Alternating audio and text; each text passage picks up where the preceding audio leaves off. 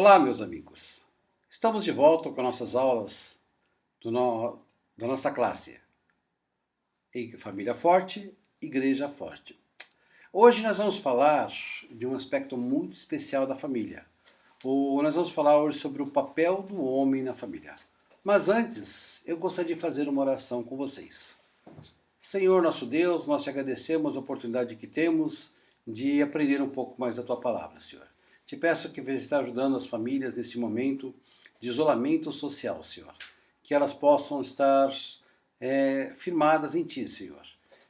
Te peço que venha ajudar aquelas famílias que perderam os seus familiares e te peço que proteja os nossos familiares da nossa igreja e de nossas famílias, ó Pai. Te peço que venha estar com esse estudo, ó Pai, abençoando e que ele produza muitos frutos no coração dos nossos membros. É o que te pedimos em nome de Jesus. Amém. Bom, hoje nós vamos falar um tema muito especial sobre o papel do homem na família. Vamos fazer a primeira leitura. Eu vou ler em Deuteronômio capítulo 6, versículos de 1 a 9.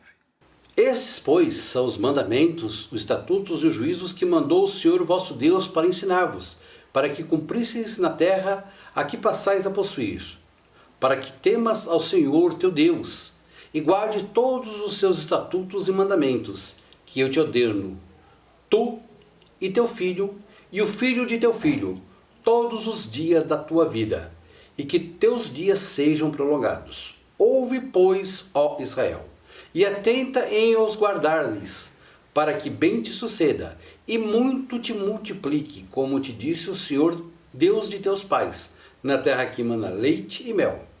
Ouve, Israel, o Senhor nosso Deus é o único Senhor. Amarás, pois, o Senhor teu Deus de todo o teu coração, e de toda a tua alma, e de todas as tuas forças.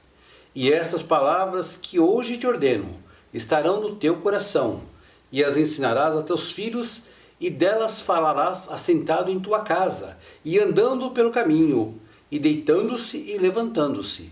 Também as atarás por sinal na tua mão, e te serás por frontais entre os teus olhos, e as escreverás nos umbrais da tua casa e nas tuas portas. Vamos falar, como eu disse, sobre o papel específico do homem na família. Como temos dito em aulas anteriores, a família foi feita por Deus para preservar a sua vontade, o seu reino, de levar o seu amor de geração a outra geração. E dentro da família, cada membro tem uma função. Então nós vamos estudar hoje especificamente a função do homem na família, do marido, do pai na família. No mundo de hoje, o homem está cada vez mais perdido sobre suas obrigações no casamento.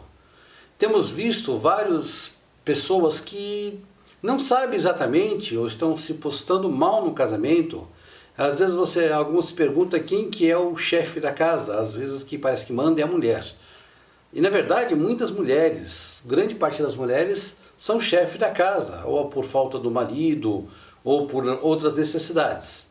Mas nós vamos falar de como Deus quer que seja um relacionamento marido, mulher, pai, mãe e filhos. Então, vamos ver por que um pouco dessa perda, desse descompasso que tem entre as funções do homem, que deve agir de uma forma segundo a Bíblia, e como ele age dentro do lar. Vamos estudar um pouquinho da história de como isso aconteceu. Durante as 4 revoluções industriais, a força bruta, o trabalho braçal, começou a perder um pouco do sentido. A entrada das máquinas, primeiro a máquina a vapor, depois a eletricidade, e hoje a informatização fez com que o trabalho não se especificasse mais a força bruta. Com essa história, as empresas começaram a colocar outros profissionais, que não só o homem, também colocar a mulher, colocar a criança. Todo mundo já viu nesses estudos como crianças e mulheres eram exploradas e trabalhavam 12 horas por dia e ganhavam salários irrisórios. Aos poucos, conforme a sociedade foi se organizando, a criança foi voltando para casa, foi proibindo o trabalho infantil, mas a mulher, ela se posicionou no mercado de trabalho também. Também uma outra coisa foi a questão da globalização. Eu estava lendo um livro há algum tempo e ele dizia o seguinte: há 70, 60, há um pouco mais de tempo atrás, você comprar uma casa, você pagaria ela em 7, 8 anos no máximo, sem comprometer demais o seu orçamento. 7, 8 anos você quitava a tua casa e você já tinha a tua casa. Hoje é quase impossível você comprar uma casa em qualquer lugar do mundo. Quando você compra uma casa, por exemplo, financiada, você paga em 30, 35 anos. Em alguns países, por exemplo, como os Estados Unidos, parece que o pagamento de uma casa é quase impossível, porque passa de pais para filhos, às vezes de pais para filhos e de filhos para netos. E não se acaba de pagar uma casa.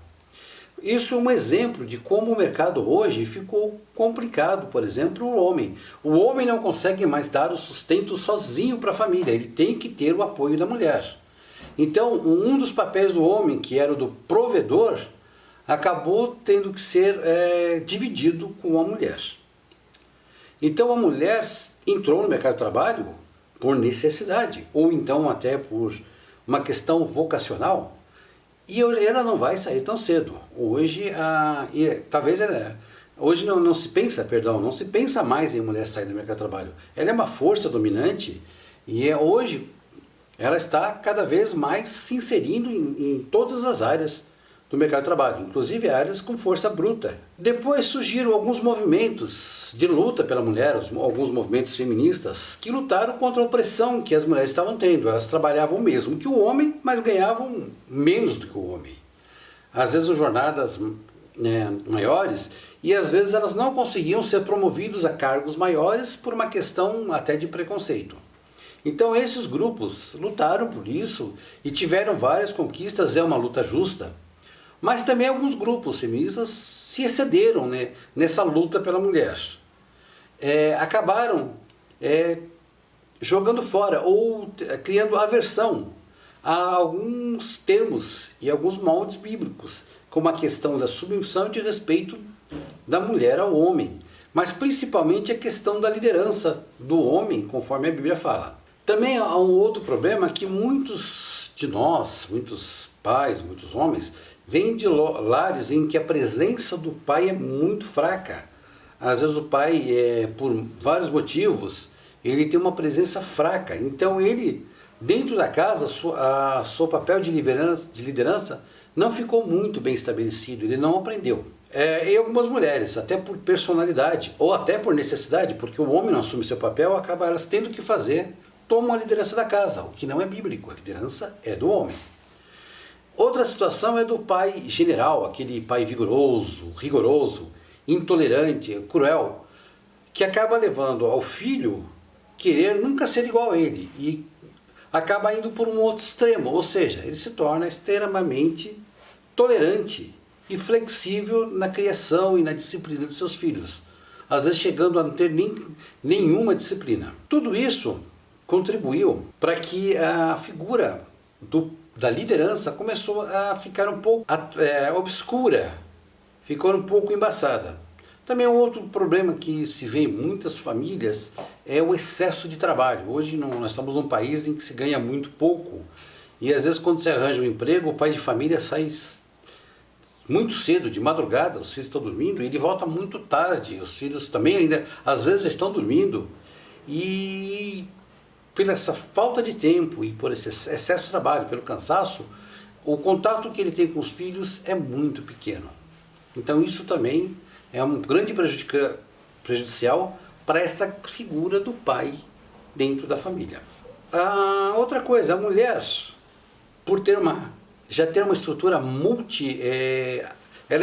tem multi-habilidades. Ela rapidamente se adaptou a essa nova situação de trabalhar fora, não trabalhar mais só em casa, não ser mais só dono de casa. Já que mais um homem foi colocado nessa posição sem nenhum preparo anterior. Então ele ainda não conseguiu se posicionar. E às vezes acaba ou radicalizando e se tornando muito dominador, anulando a mulher, ou às vezes o extremo, muito relaxado e acaba sendo dominado pela mulher. Agora vejamos agora o papel do homem dentro da família. Em primeiro lugar, ele tem que ser o cabeça do lar.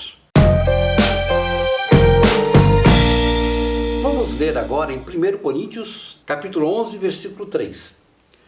Quero, entretanto, que saibais ser Cristo o cabeça de todo homem, e o homem o cabeça da mulher, e Deus o cabeça de Cristo. Outro também que nós podemos estudar é 1 Timóteo 3, versículos 3 a 4. E que governe bem a própria casa, criando os filhos sob disciplina, com todo o respeito. Pois, se alguém não sabe governar a própria casa, como cuidará da igreja de Deus? O homem tem que entender que ele foi colocado por Deus como líder da família. Deus vai cobrar o que aconteceu com a nossa família, mas principalmente com nossos filhos. Se houve disciplina no lar, se Deus foi honrado naquela família, se vieram daquela família bons cidadãos, bons maridos, boas esposas, bons pais. Se a liderança foi feita de forma a agradar a Deus. A mulher foi colocada como ajudadora. O texto bíblico diz que ela é uma amiga e uma ajudadora. O problema é que muitos entendem essa liderança como tirania e desprezam inclusive a opinião de suas esposas. Aí quem manda na minha casa sou eu, minha esposa não se mete. É uma palavra muito comum. Ou outros agem de forma que a esposa fica anulada dentro do casamento. Não é essa a liderança do homem. A liderança do homem é baseada naquela relação Cristo com a igreja. Cristo dando a vida pela igreja. E a igreja sendo aquela esposa que é entregue imaculada e santa. Então a igreja e a esposa têm que ser felizes dentro do casamento. Ela tem que se sentir importante. Independente dela ter uma vida profissional fora ou não. Mas dentro do lar, ela tem que se sentir importante. Também uma coisa ideal, também nessa liderança do homem, é que, se possível, ele lentamente vá colocando os filhos para tomar algumas decisões, conforme a capacidade que eles têm de entendimento e também de resolução. Uma segunda coisa, um segundo papel do homem dentro do casamento é o de amar sua mulher e seus filhos.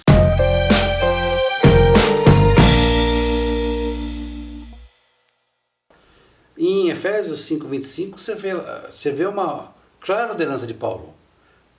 Marido, ame a sua mulher. E se nós entrarmos mais no texto, vai ver que ele fala assim, nós devemos amar as mulheres como nós amamos a nós mesmos. E o amor que o marido tem pela sua esposa é o melhor exemplo que os filhos têm para como tratar suas futuras esposas. Nossos filhos vão refletir aquilo que nós fazemos.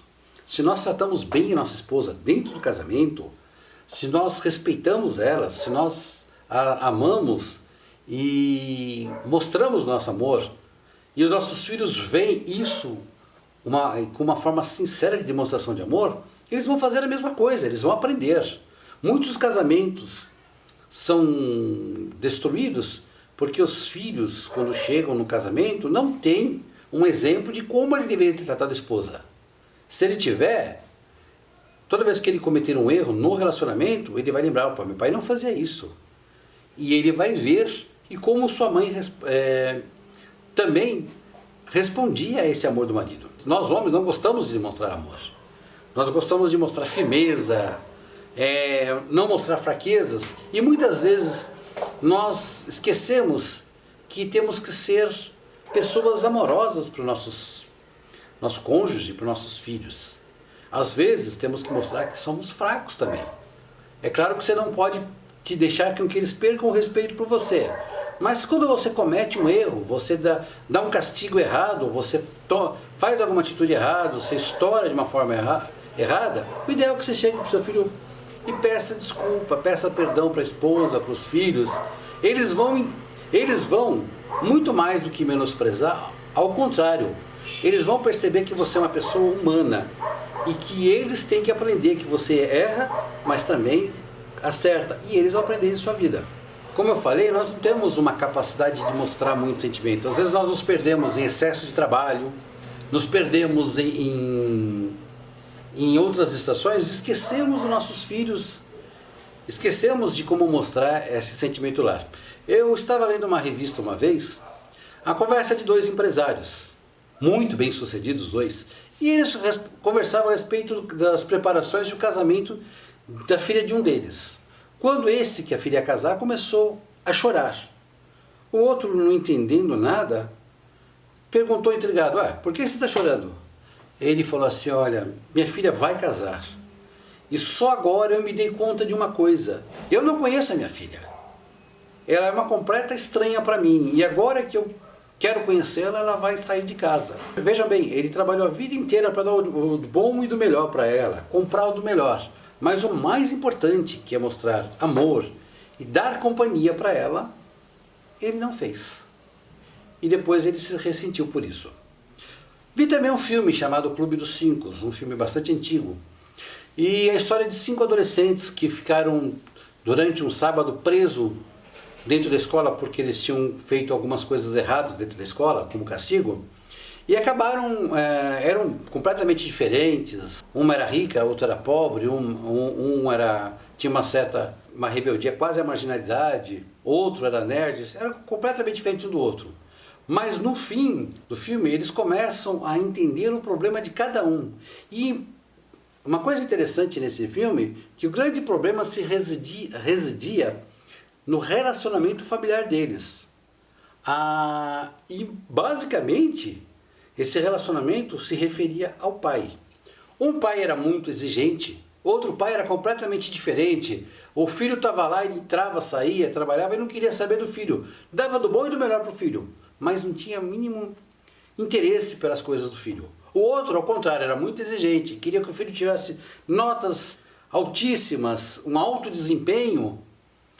E nessa história, inclusive, um dos filhos tinha, por um acidente, numa matéria que ele desconhecia, ele não tinha habilidades, tirar uma nota muito baixa. Ele até pensou em se suicidar porque ele tinha vergonha de falar isso para o pai. Outro, muito violento com o filho, não tinha nenhuma afinidade ou afetuosidade com o filho, e o filho acabou também tendo as mesmas referências do pai, e ele praticamente estava na marginalidade. Outro condicionava seus relacionamentos com o desempenho que o filho tinha, por exemplo, nos esportes. Queria que o filho fosse um vencedor, que ele ganhasse tudo. E o filho também tinha aquela preocupação, e se meu pai, se eu não conseguir chegar lá? E no fim, a conclusão de todos eles, de toda a problemática deles, que todos eles eram infelizes.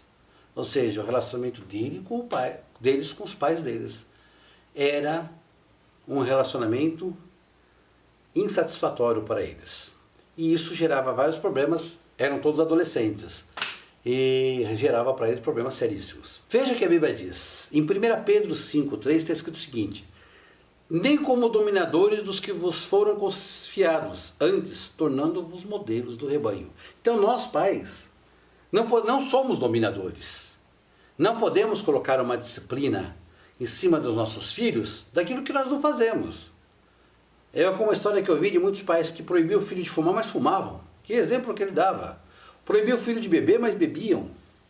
Dizia para o filho não falar palavrão, mas falava um monte de palavrão. Então o exemplo é a melhor coisa que você faz. Como você pode querer que seus filhos vão para a igreja, estejam na igreja, conheçam a Bíblia, se vocês não fazem isso? Se você não vai para a igreja, se você não lê a Bíblia, se você não tem uma comunhão com Deus junto com seus filhos, se você não dá exemplo, eles não vão fazer. Assim, nós podemos perceber que muito do futuro dos nossos filhos depende da capacidade de amar e de quantos amamos. Isso fará muita diferença na vida deles. O nosso amor, importante, não pode ser condicional. Não pode ser um tipo de um suborno. Você faz isso que eu te dou aquilo.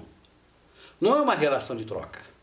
Não depende do desempenho dele. Se você não tira notas boas na escola. Não estou dizendo que você tem que deixar ele livre para ele fazer o que ele quiser. Você tem que disciplinar, tem que ensinar, exigir que ele tenha bom desempenho, que ele se esforce, que faça o melhor possível. Mas você não pode relacionar o teu amor e o teu sentimento com isso. Eu gosto de você se você fizer isso. É muito comum eu ver pais fazer isso. Pais preferirem um filho porque ele tem uma habilidade que o outro não tem. Eu conheci um senhor até da igreja, em que o primeiro filho dele, ele queria que fosse um grande pianista. Ele era maestro. E E o primeiro filho absolutamente não tinha a mínima habilidade com piano. Ele tentou e nada, e o filho... Quando chegou o segundo, ele simplesmente jogou de lado, não queria mais saber de nada, tinha desistido da ideia. E por incrível que pareça, o segundo filho dele tocava piano, só que ele nunca deu as mesmas condições que o primeiro. E ele tocava tudo de ouvido, era um excelente, eu conheci ele, um excelente pianista, mas não tinha a mínima formação musical. Então às vezes o pai, querendo exigir de um filho, esquece do outro. Então nós não podemos exigir desempenho dos filhos, temos que dar orientação e fazer com que eles sejam melhor naquilo que eles querem ser. E não podemos exigir dele desempenho em lugar nenhum, na igreja, na vida acadêmica, nos esportes, querer que ele seja um grande esportista. Quantos pais querem que o filho seja um jogador de futebol e o filho não tem muita habilidade para isso? Ou que o filho seja um intelectual na escola e não é a área dele? Nós devemos amá-los incondicionalmente. Terceira coisa, que o pai é o provedor e o protetor da família.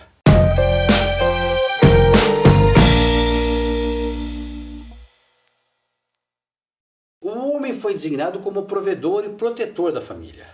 A Bíblia diz que o marido deve dar a vida pela mulher. Nunca aparece na Bíblia que a mulher deve dar a vida por homem, mas sim o homem pela mulher. Ele tem que, assim como Cristo, zelar pela pureza e cuidado da família. Nessa proteção também está contida a disciplina. Proteger quer dizer também disciplinar. Proteger meu filho quer dizer eu seguir a Bíblia, usar a vara quando for necessário, usar a disciplina quando for necessário e mostrar ao filho o caminho que ele deve seguir. Não devemos ser ditadores. O pai não pode ser um ditador, ele tem que ser um homem de Deus, para usar as orientações bíblicas para levar os seus filhos no caminho do Senhor. Tem que ser firme. O que ele disser, está dito. Mas não um ditador. E se ele fizer alguma coisa errada, der uma ordem errada, depois deve dizer, filho, desculpe, eu errei. Mas ele tem que mostrar firmeza. Não pode sucumbir às chantagens que uma criança normalmente faz. Inclusive, crianças e adolescentes fazem conosco. Outra coisa, a questão de provedor. Hoje no mundo que nós vivemos, principalmente num país muito problemático como o Brasil, às vezes essas relações de provedor têm sido muito difíceis de manter. Às vezes o homem fica desempregado, ou a mulher acaba ganhando muito mais do que o homem. A entender qual é a sua posição e às vezes até entrar, por exemplo, em depressão, achando que ele não está cumprindo a sua obrigação como provedor. Mas devemos entender que é o seguinte, não é o quanto a pessoa ganha que o faz provedor, mas a sua posição como cabeça do casal.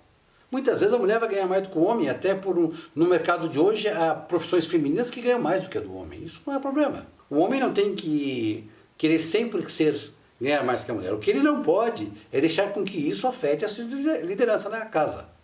Nem a mulher pode deixar com que, por ela ganhar mais, ela querer se tornar o cabeça do casal. Não há. É uma inversão de valores. E muitas mulheres não entendem isso. Achar, mas já que eu ganho mais, eu que tenho que controlar as finanças. Não. O homem tem que ser o líder do casal. Na verdade, os dois têm que fazer a finança juntos e resolver juntos. A mulher é uma ajudadora, não uma subserviente, mas eles têm que resolver junto. E ela não pode tomar a posição do homem. Se o fluxo de liderança na família for correto, Cristo, cabeça do homem, homem, cabeça da mulher, não acontecerá problemas nem choques. Mas se houver uma inversão, aí teremos problemas. A mulher não respeita o marido, porque ela acha, por exemplo, que já que ela tem um salário maior, ou ela está trabalhando, ou ela que está suprindo o dinheiro da casa, ela tem o direito, ela não precisa, ela pode fazer as coisas sem ver a opinião do marido. E às vezes se o marido diz fazer uma coisa, ela fala, olha, você não está ganhando nada, você não mete o bico. Já é muito comum ouvir isso daí. Se já é ruim quando o homem faz isso com a mulher, muito pior quando a mulher faz isso com o homem. Aí o homem se sente desrespeitado. E lembre-se que uma das necessidades básicas do homem é respeito. Respeito ao que ele é, à sua vida profissional, ao que ele faz. E aí o que acontece? Quando ele não é respeitado, ele se retrai, ou briga, ou ele entra em choque com a mulher, ou se retrai, entra em silêncio. entra em depressão. E a mulher, quando acontece isso, já logo entra em defesa dizendo, ele não me ama. Porque a necessidade básica da mulher, como nós estudamos antes, é amor. E a do homem, a necessidade básica é respeito. Então, essa briga, esse choque, vai por essa inversão de papéis. Então temos que tomar cuidado. E quando isso acontece, vira um círculo vicioso de brigas. E muitas vezes, quando acontece esse tipo de coisa, o casal acaba debandando para o divórcio. É por isso que muitos divórcios acontecem. Ao homem cabe, especialmente, o governo espiritual do lar.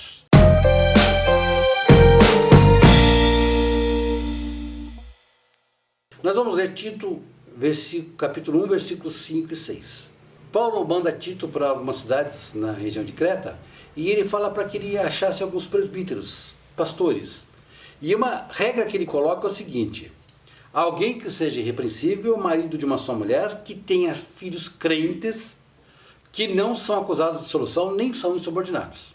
O aspecto mais importante do homem é que ele é o sacerdote da família.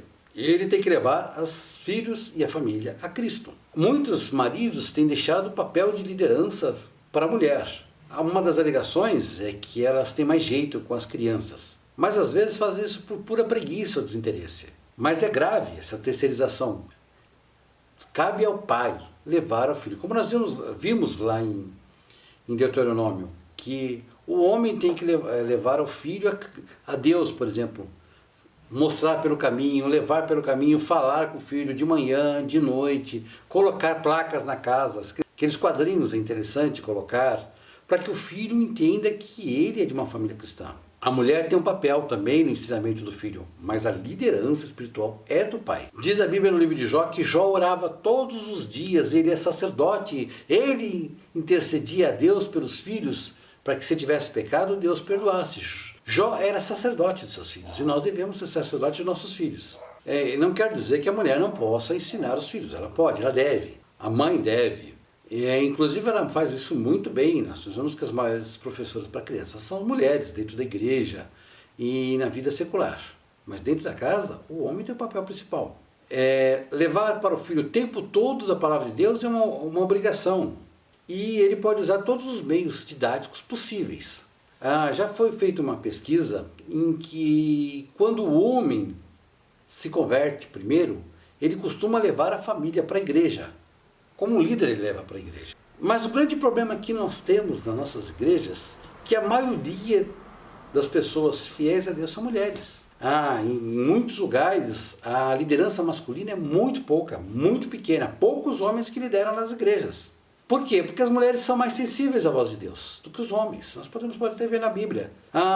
As mulheres costumam ser mais sensíveis. Os homens são mais duros. É mais fácil a conversão de mulheres do que a conversão de homens. Porque elas dão muito mais valor à vida espiritual. E levam muito mais séria a obediência à vontade de Deus. Por isso a salmaria nos lares e nas igrejas. Uma pesquisa feita pelo Barna e pergunta às mulheres o que é mais importante na vida delas. Elas costumam dizer que a vida espiritual é mais importante. A quantidade de homens que diz isso é muito pequena, muito menor. Então, mulheres, elas costumam ter uma vida espiritual muito mais capaz. O que acontece? Quando você fala, o homem tem que ser o líder, ele que tem que dirigir, ele que tem que ensinar os filhos, ele se sente incapaz, porque ele é mais descuidado com isso. Ele lê menos a Bíblia, ele ora menos, ele se prepara menos. E acaba se acomodando. Ficar em casa sem televisão e não indo para a igreja é muito mais fácil, muitas vezes. E deixar isso para a mulher. Mas ele tem que assumir liderança. Ele tem que tomar essa responsabilidade. Ele tem que colocar na mão dele. Se ele se acha despreparado, se ele conhece muito menos a Bíblia que a esposa, o que ele tem que fazer? Ora, primeiro, ele tem que voltar a estudar a palavra de Deus seriamente e se preparar melhor. Se afundar na palavra de Deus. Nós crentes podemos ter desculpa para tudo, podemos não ser bom em nada, mas temos que conhecer muito as palavras de Deus. E isso nós temos. Ler muito, estudar bastante, decorar se for da tua habilidade, mas temos que conhecer profundamente a palavra de Deus. Nós temos essa obrigação. Paulo fala a Timóteo, tem cuidado de ti mesmo, estuda a palavra. E você é um jovem pastor, mas nós somos pastores dos nossos filhos. pastor da igreja, ele cuida do rebanho, mas nós somos pastores. O homem é o pastor de seus filhos. Ele e seus filhos são seu rebanho, que ele tem que levar para Deus. Se ele não sabe, ele pode pedir auxílio à igreja, para os pastores e líderes, as pessoas mais preparadas, para se preparar melhor. Existe muita literatura que ajuda o homem. Ele tem que aproveitar essa literatura. Aprender também com a mulher sobre como falar com os filhos. Eu aprendi muito. Eu lembro que quando a Ruth fazia faculdade, e eu fiquei em casa com os meninos, eles eram pequenos. Então toda noite era a hora do cultinho, era a farra deles. A hora do cultinho era a farra da farra. E eu te aprendi a ter uma certa didática com eles. Então eu fazia os cultos, eles eram todos pequenos, na linguagem deles. Eu brincava, eu fazia teatro, eles riam, então nós temos que aprender. E era um obrigatório. Eu lembro que eu tinha por obrigação de fazer isso, porque eles não deixavam passar batido. Todo dia era a mesma coisa. Pai, e cadê o cultinho? Pai, cadê o cultinho? Eu tinha que fazer, graças a Deus. Então nós temos que tomar essa responsabilidade. E mais importante, nós temos que nos aprofundar na comunhão pessoal com Deus. Orar mais, ler mais a Bíblia, ter uma comunhão pessoal, transmitir aquilo que nós somos para nossos filhos. Não queremos que nossos filhos sejam uma coisa que a gente não é. Transmitir aquilo que nós somos. A vida pessoal do homem tem que ser muito santa. Então nós temos que nos preparar para transmitir nossos filhos. A vida da família voltará aos seus eixos. A igreja ganhará mais um líder. Nós vimos nessa aula o papel do homem na família. O que vimos aqui não esgota esse assunto. Esse assunto é muito amplo, eu tinha muita coisa para falar, eu tive que resumir muito e cortar muita coisa que eu achei importante. Isso, para mim, como eu digo, é a ponta de um iceberg, ou seja, um pouquinho daquilo que nós temos que aprender. Tem muita coisa que nós temos que aprender. Mas de tudo, a mensagem que eu quero deixar, apesar do assunto ser um pouco controvertido, é a questão de submissão da mulher e a liderança do homem, é que o homem tem que pensar o seu papel dentro da sua casa, papel de líder da casa. Isso para a saúde e vigor da família. Fazendo isso, a família ficará mais forte e, consequentemente, a igreja ficará mais forte. Que Deus abençoe a vocês.